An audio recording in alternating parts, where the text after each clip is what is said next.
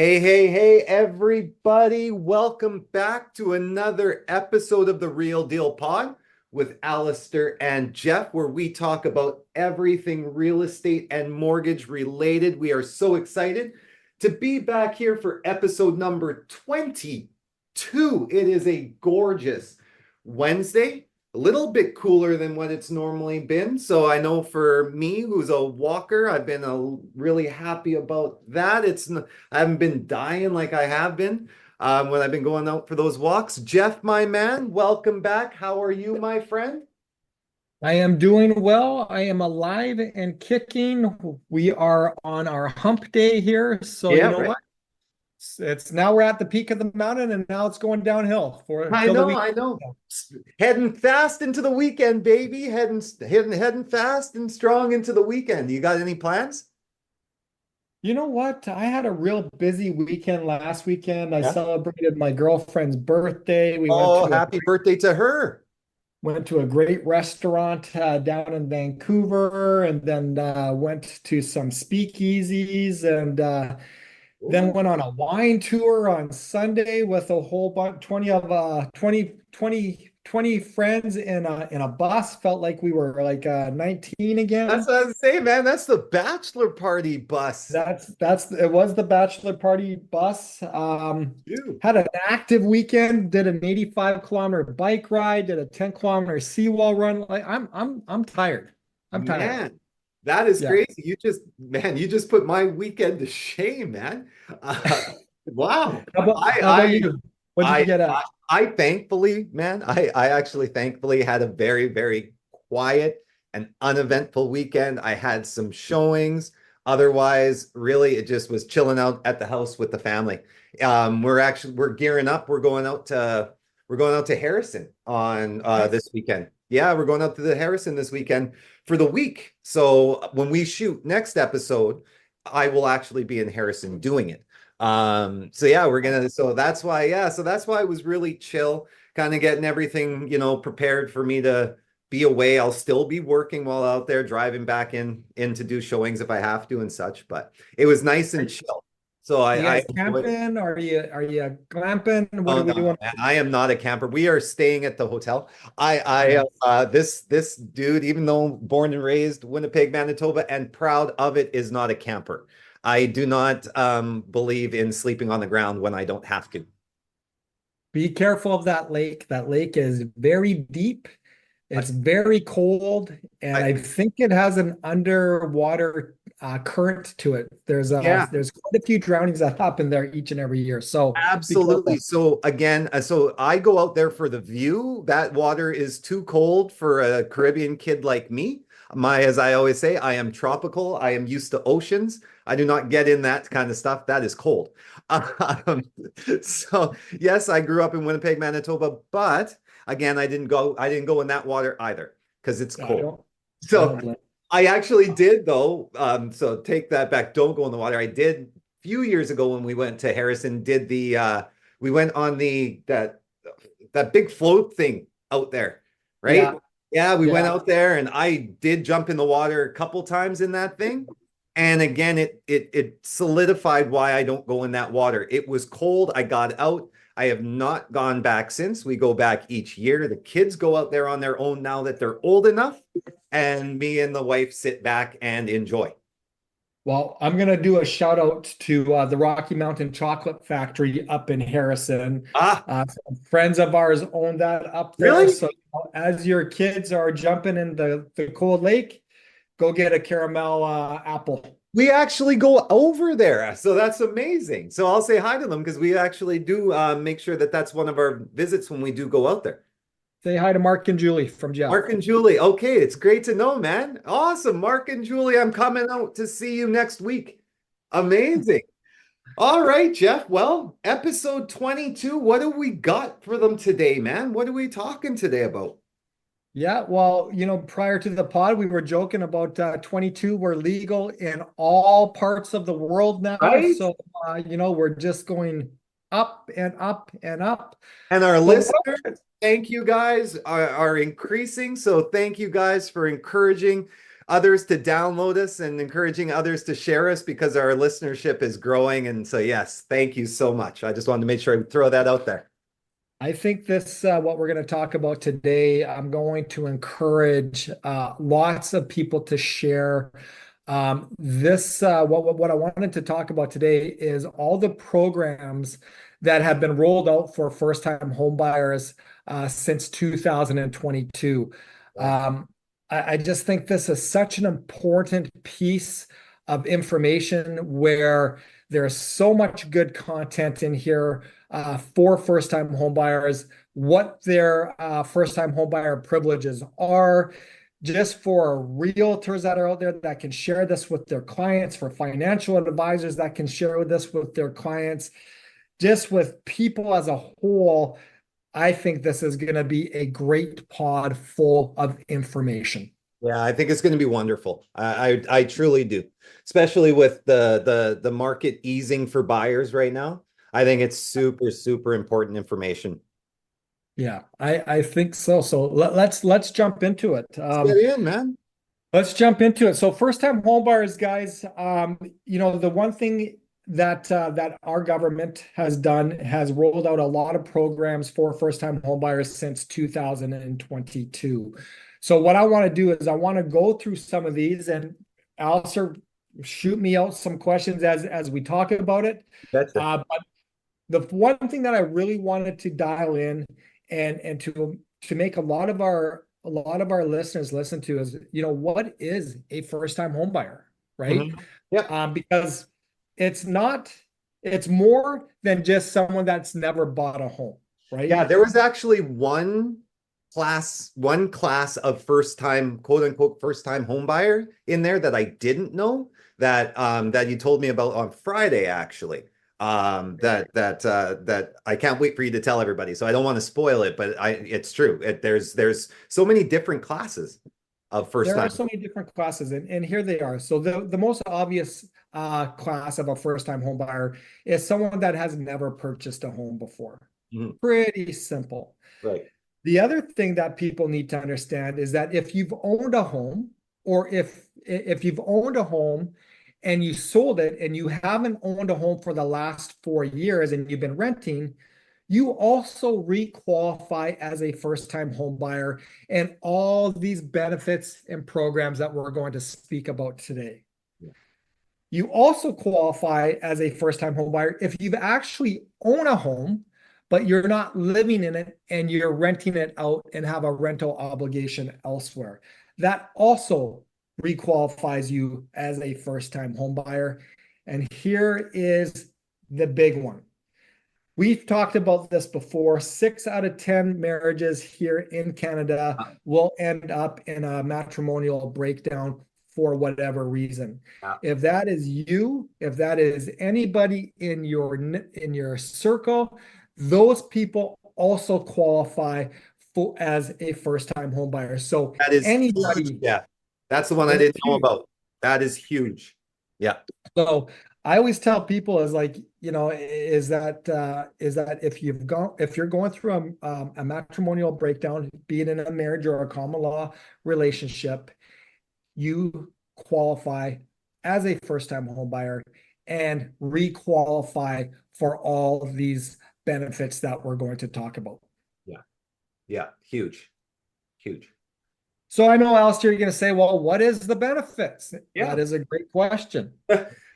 One of the biggest ones that have came out, or one of the most recent, is basically first-time home buyers as of August 1st can now qualify on a 30-year amortization if they are purchasing a new build.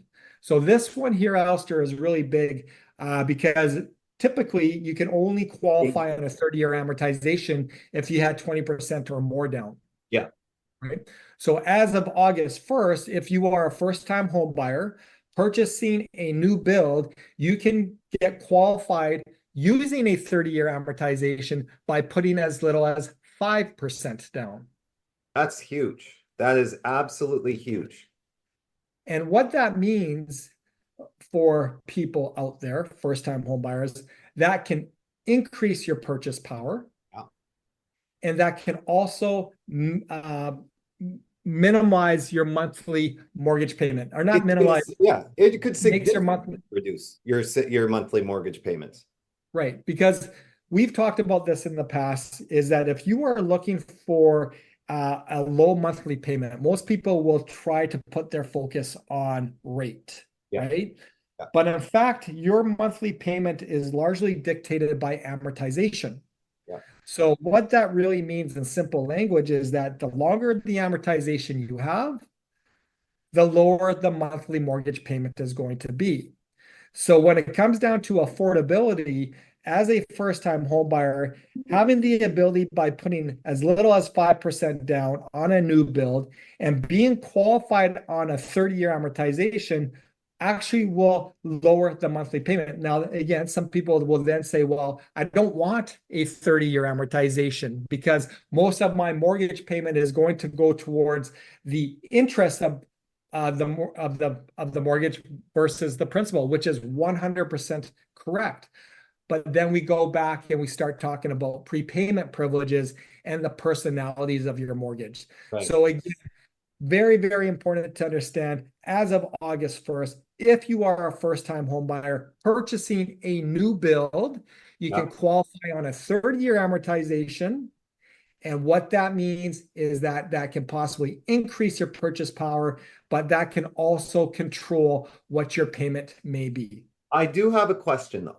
Now, how do you see the introduction of the 30-year amortization affecting the mortgage approval process for the first-time buyers? Like, are lenders likely to adjust their criteria in response to the change, and what should people be aware of? I don't think really the criteria is going to come down to property types, because people are going to hear about this 30-year amortization. Yeah. People are going to say, I'm a first-time home buyer, but they're going to forget that this applies only to new builds, right? And it's so classification, townhome, condo, new build, single family home, I beg your pardon. As long as it's in a newly built, it applies to all of those classes, correct? Correct. Yeah. Yeah. So it doesn't apply to second homes. Yeah. And a second home, again, just to a gentle reminder, is a property that you're purchasing with, as little as 5% down, that is going to be occupied with no rental obligation by an immediate family member and or a vacation property, right? So it does not apply to second homes, and it does not apply to investment properties. Right. Okay. So the other question that I had with a client of mine is well, what happens, Allister, that if you're working with a client, one is a first-time home buyer, and then the other one is not. Is not. Yeah. Right. So as long as one of the borrowers is a first-time home buyer, then they will qualify for this 30-year amortization program that's available to them. Okay. All right. Yeah. Yeah. That's number one. Number one. Pull out your pencils. Pull out your pencils. I'm writing them down. I'm taking notes as we're going through this, man. I got to get off of this and talk to clients after. Number two, property tax exemption. There we go. Yeah. So as of April 1st of 2024, as a first-time home buyer, you are going to be property tax exempt of purchases of up to $835,000. Mm-hmm.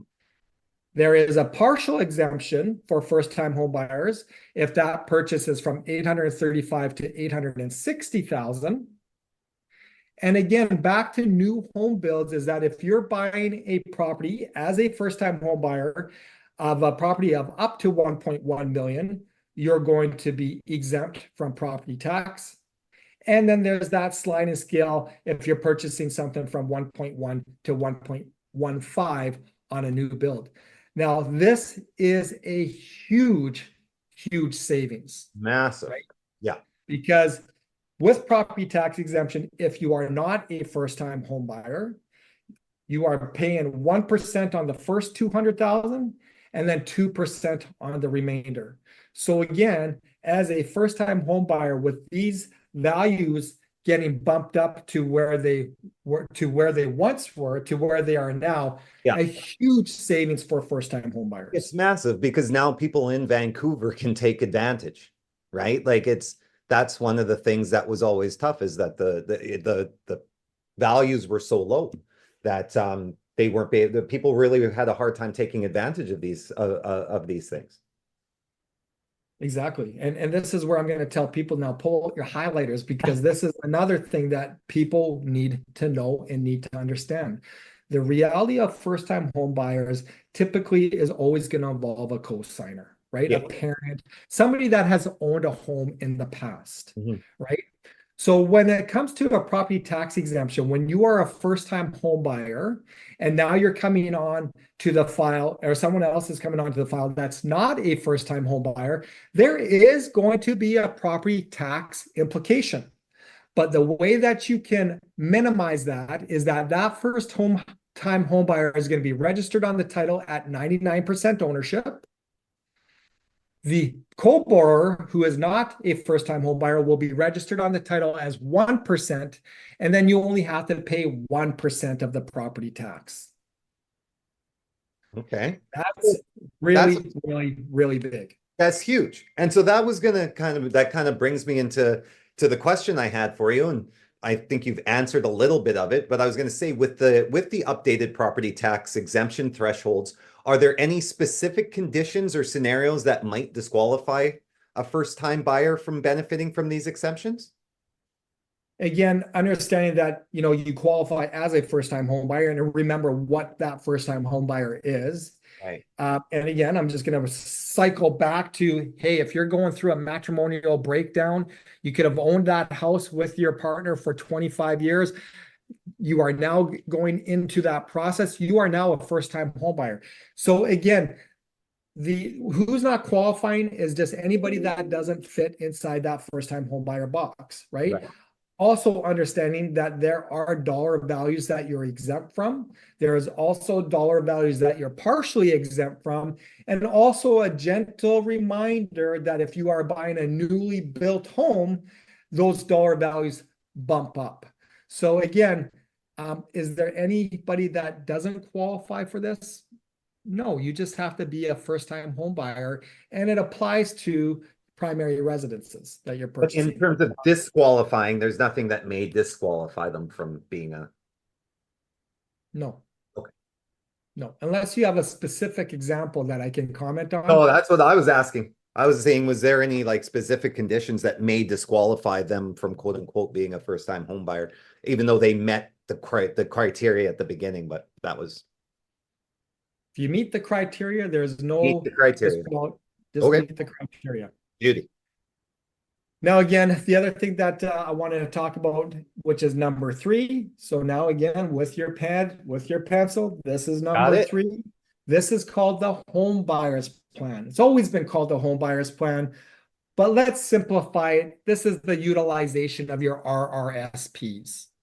Okay, so as a first-time home buyer, as of April 16th of 2024, if you are a first-time home buyer, you are allowed to use up to $60,000 of your RRSPs as a down payment. So if you have 2 people that are purchasing a home that are first-time home buyers, this means you can use up to $120,000 of your RRSPs, $60,000 each, as a down payment. Now, the big important thing with this, Allister, is always remember that if you are using your RSPs as a first-time home buyer, you have 15 years to pay that back.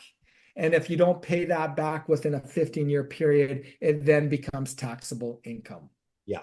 Yeah. And I think that's the most crucial part, is to understand the timeline and tax implications that come about if you don't pay it back in time. Exactly. Yeah. Number 4. Oh, hold on though. Wait a second.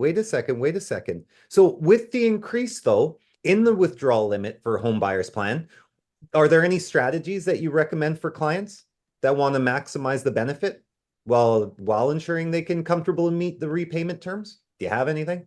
As far as the repayment part of it? Yeah, just like any strategies that you can recommend who want to maximize this benefit. Well, I would say, two things to understand here is that you have to start repaying back after the second year after the withdrawal would be Mhm. number one. Okay. Number two is my plan is like paying taxes, right? Right. I have an understanding of what my tax bill is going to be for the year. I divide it by 12, and then that becomes a monthly payment and part of my budget. Okay. So I think it's very important, and we've talked about this before, is that if you have an expense or if you have a bill that needs to be paid, it sucks paying it back all at one time, Right. right? Yeah. I'm a big believer in understanding that if I have to pay back $60,000 over a period of 15 years, starting after the second year of the withdrawal, so 60,000 divided by 15, that's $4,000 a year. I would then divide mine by 12. I would make a $333 payment to my RRSP each and every month until it was paid back in full. Yeah. Most people are not going to do that. No, Most that's people are going to do that. yeah. And what happens is that on your 15th year or on whatever year, you're going to forget about it if you're not focused on it. Well, like And you then said, you set it and forget it, right? forget it. If you get used to it never being there, if you've done it right from the beginning, you automatically get used to it never being there because it was never there. Yeah. And now you have a tax implication 15 years down the road on 60 grand. And you know what? What you're making in 15 years from today is going to be a lot more than today. So Sure. now imagine that I think the average income in Canada is 80 some odd thousand. I could be totally wrong. But again, you put 15 years of the cost of living on that, that 80,000 might now turn out to be 130,000, that you're now getting taxed on. Now that 15th year comes in and you got another 60 grand that's now taxable income, it could be a real pain pocket for you if you don't have a budget of paying back, that RSP in that period of time.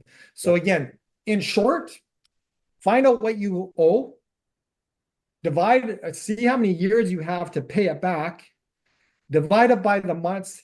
To me, that becomes the monthly payment. Beauty. All right, number 4. Let's do it. First time home buyers plan. This was rolled out of April of 2023.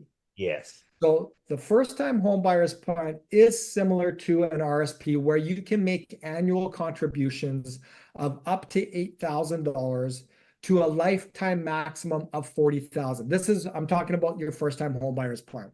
Okay. Mhm. So like an RSP, you can make annual contributions towards the first time home buyer savings plan.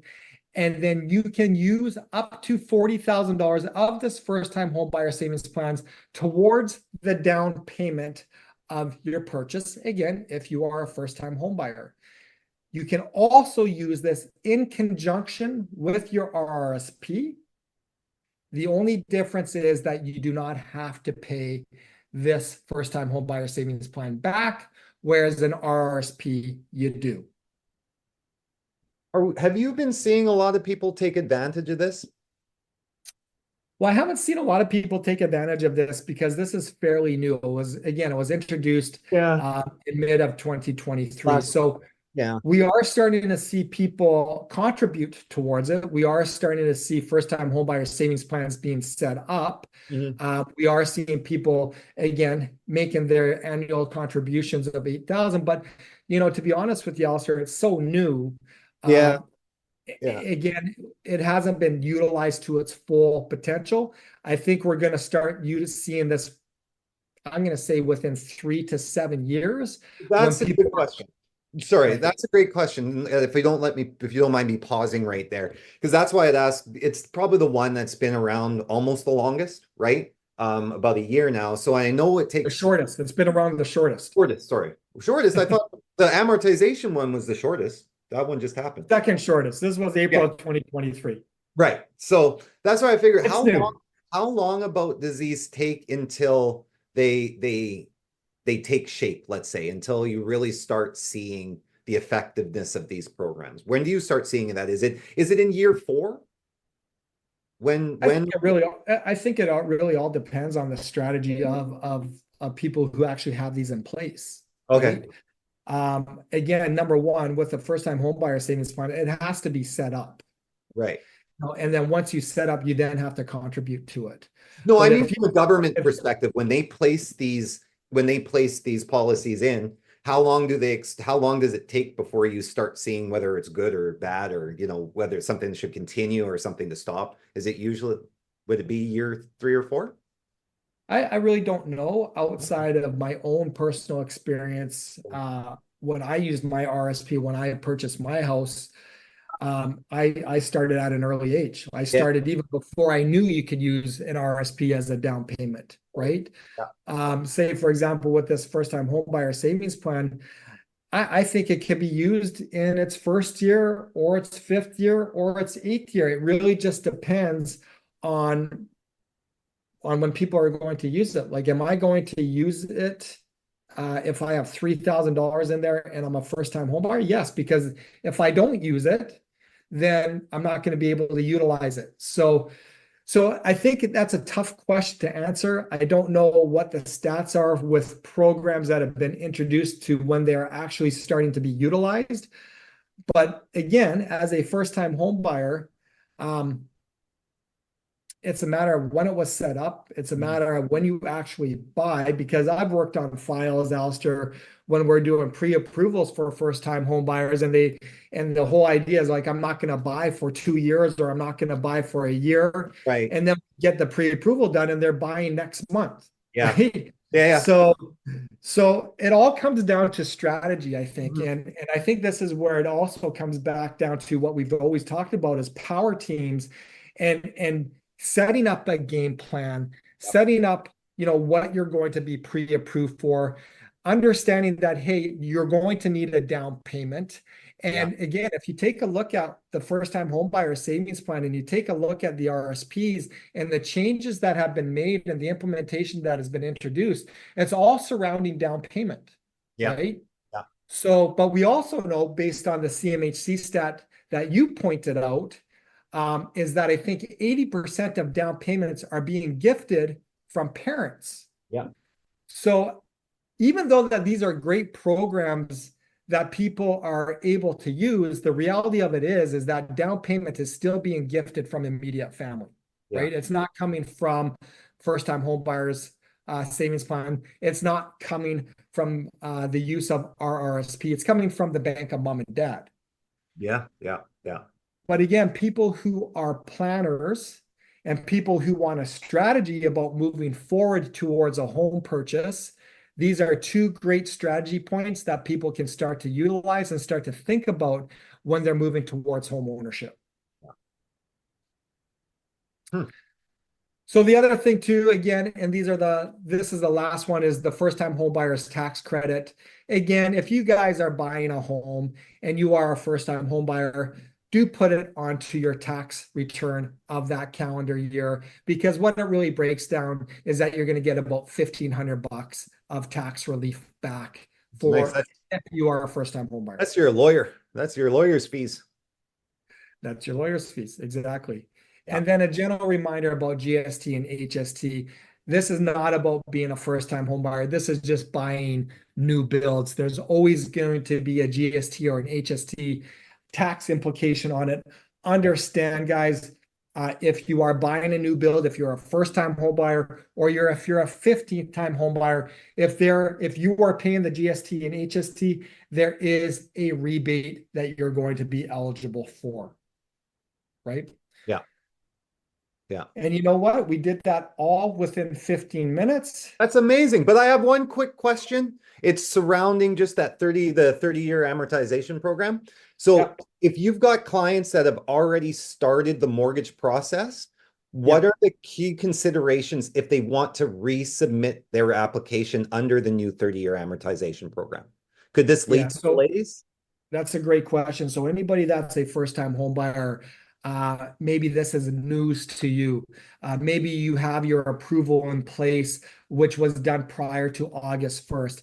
You are not going to be grandfathered into this program because this was a program that was introduced on August 1st. So what you need to do is you actually need to do a new mortgage application as of today or after August 1st, and then you can be eligible for the 30-year amortization program that's just been rolled out.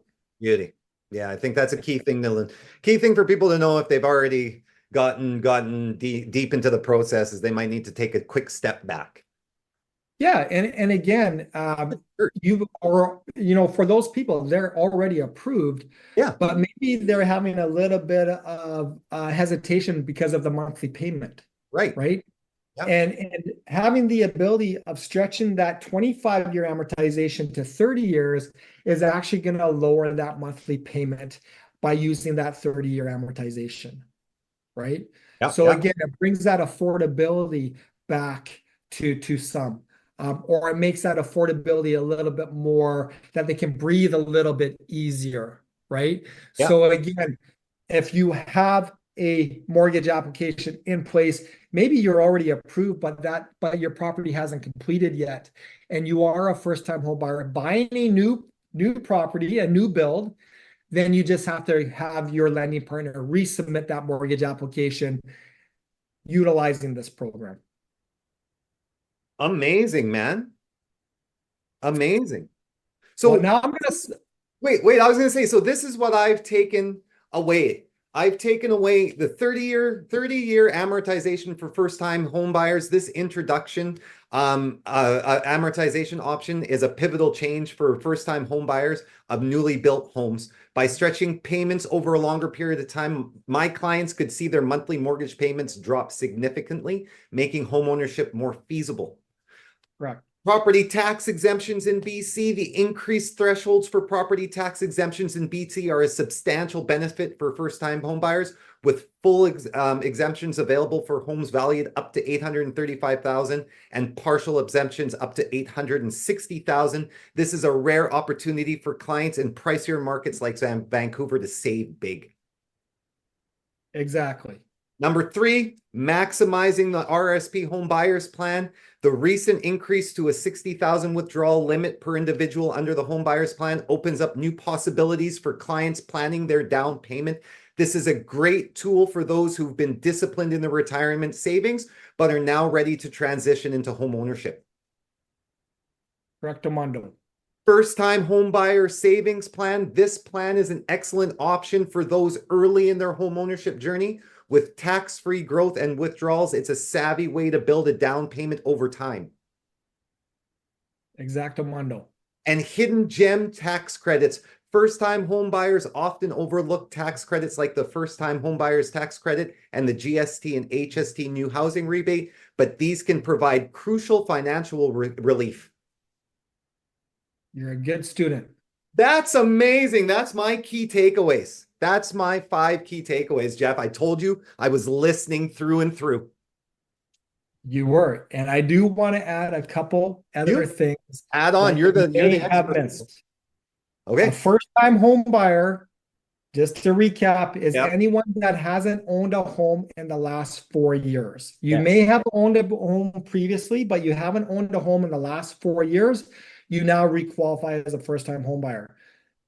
Maybe you own a home. Maybe that home you're renting out. And now you are in a rental obligation, or you're living with a spouse, or your name is not on that other piece of property that you're living in. You are now requalified as a first-time home buyer. You've gone through a matrimonial split, either be it a common law or be it a marriage.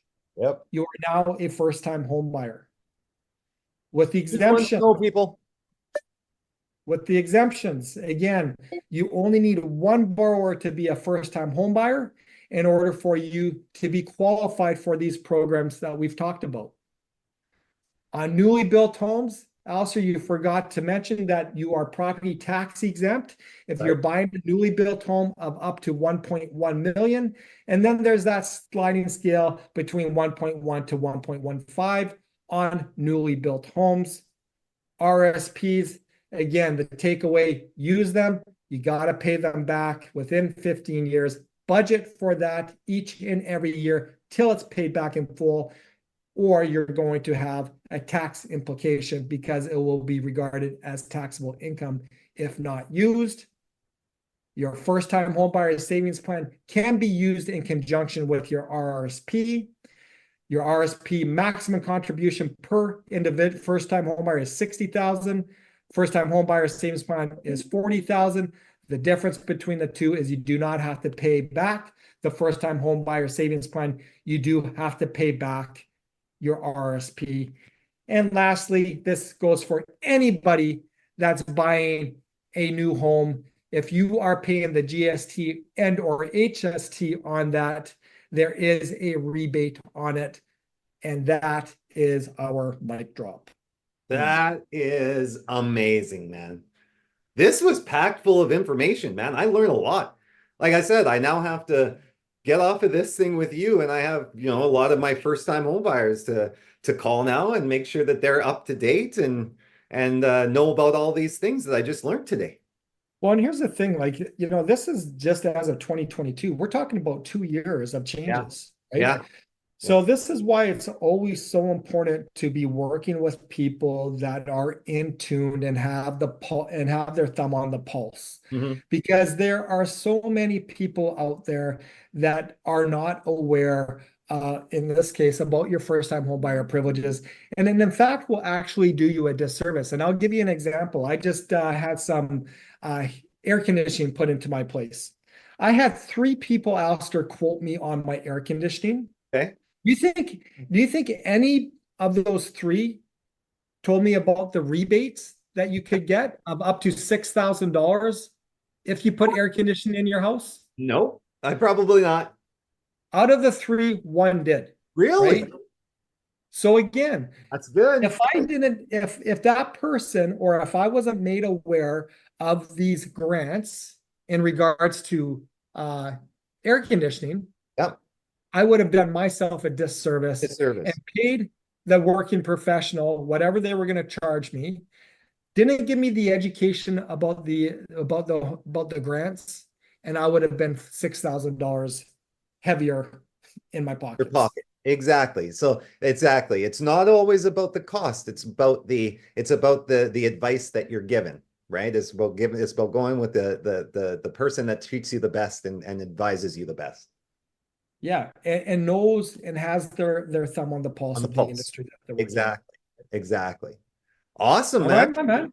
Well, that's it, buddy. This has been an amazing pod. Everybody, once again, I hope this proved of value to you guys. Geoff and I always try to do our best every single pod to make sure we bring you the most valuable information that we can. So thank you guys, as always, for listening. Please make sure that you guys shout us out to everybody, share us, download us wherever you get your podcast content, on Apple, Spotify, everywhere else.